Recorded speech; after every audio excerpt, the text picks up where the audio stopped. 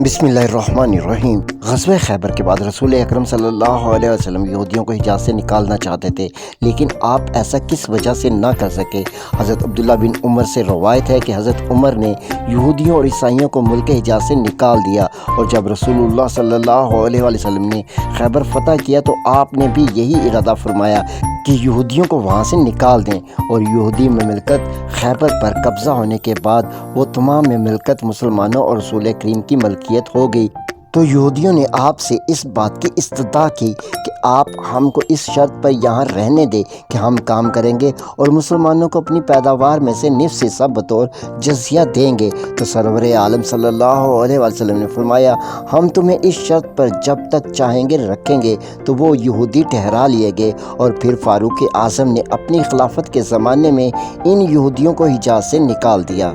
सही बुखारी हदीस नंबर 3152।